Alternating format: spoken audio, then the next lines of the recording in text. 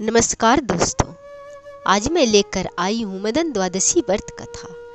एक बार देवताओं द्वारा संपूर्ण दैत्य कुल का संहार हो जाने पर दैत्य माता दिति को अपार कष्ट हुआ। तब वह पृथ्वी लोक में संयमंत पंचक क्षेत्र में आकर सरस्वती नदी के तट पर अपने पति महिष कश्यप की आराधना करते हुए भीषण तप करने लगे।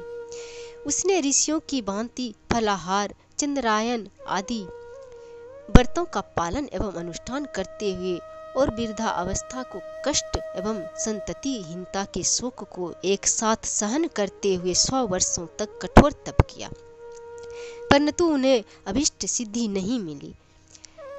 तत्पश्चात विफल मनोरथ दिति ने वशिष्ठ आदि ऋषियों से प्रश्न किया, ऋषियों, आप लोग मुझे ऐसा व्रत बतलाएं जो पुत्र शोक का विनाशक हो, इलोक और परलोक सौभाग्य रूपी फल का प्रदाता हो। तब ऋषि वशिष्ठ आदि ऋषियों ने दिति को मदन द्वादशी व्रत के विधान उपदेश किया।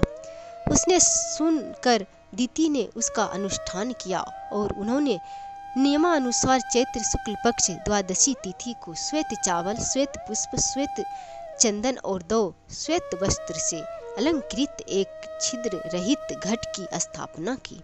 वह घट विविध खाद्य सामग्री एवं यथाशक्ति स्वर्ण खंड से सुशोभित था।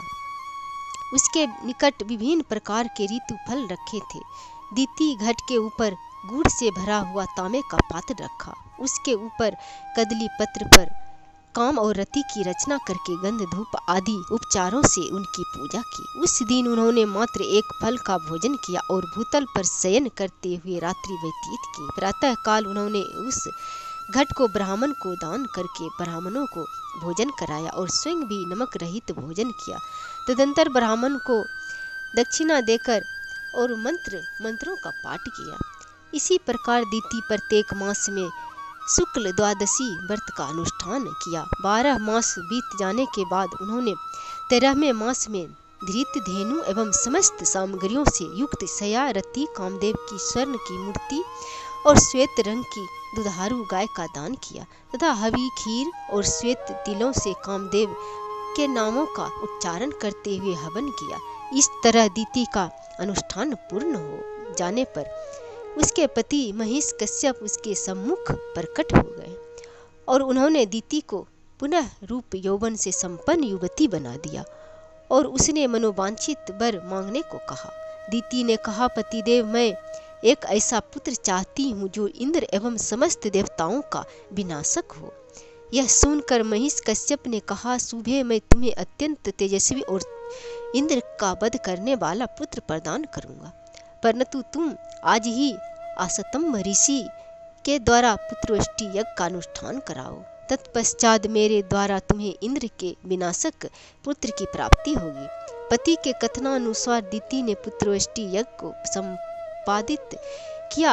यज्ञ की समाप्ति के बाद महिष कश्यप ने दिति के साथ आश्रम में रहने लगा और कुछ दिनों के बाद दिति गर्भवती हो गई।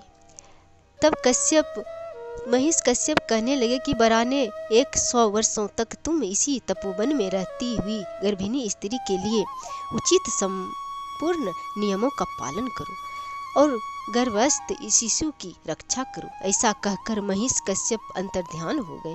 दिति पति के कथनानुसार नियमों का पालन करती हुई उसी तपोवन में समय व्यतीत करने लगी। इस वृत्तांत को जानकर इंद्र देवलोक से दिति के पास आए और दिति की सेवा करने की इच्छा करते हुए उसके पास ही रहने लगे। विनम्र एवं शांत प्रतीत होने वाले इंद्र के एकमात्र इच्छा थी किसी भी प्रकार से 100 वर्ष के पूर्व होने के पहले ही गर्भ नष्ट हो जाए। इसलिए वे सदैव दिति के छिद्रान्वेषण में तत्पर रहते थे। जब 100 वर्ष की अवधि के पूर्ण होने में केवल 3 दिन शेष रह गए तो दिति अपने आप को सफल मनोरथ समझते हुए निद्रा के प्रभाव से दिन में ही पैताने की ओर सिर कर सो गई। ऐसा अवसर पाकर इंद्र ने दिति के उदर में प्रवेश किया और वज्र के प्रहार से गर्भ के 7 टुकड़े कर दिए। उन 7 टुकड़ों से सूर्य के समान तेजस्वी 7 शिशु उत्पन्न हो गए और रोने लगे। इंद्र के मना करने पर भी जब शिशु ने रोना बंद नहीं किया, तब उन्होंने पुनः वज्र के प्रहार से एक एक शिशु के 7-7 टुकड़े कर दिए। इस प्रकार वे टुकड़े 49 शिशुओं के रूप में परिणित हो गए और जोर जोर से रोने लगे। इंद्र के बार बार मना करने पर भी उनका रोदन बंद नहीं हुआ। इंद्र को महान आश्चर्य हुआ कि वज्र प्रहार के बाद भी शिशुओं के जीवित रहने का क्या कारण है। अंतः ध्यान के द्वारा उन्होंने यह ज्ञात हुआ कि दिति के द्वारा किए गए मदन द्वादशी व्रत के प्रभाव से ही ये बालक अमर हो चुके हैं और उदर में रहते हुए भी उनकी संख्या 49 हो गई है। यह सोचकर इंद्र दिति के उदर से बाहर निकल आए और उन्होंने अपने कृत्य के किए हुए से दिति से क्षमा मांगी और दिति के गर्भ में स्थित 49 शिशुओं को मरुदगण की संज्ञा देते हुए उन्हें देवताओं के समान बताया तथा यज्ञों में उनके लिए उचित भाग की व्यवस्था की।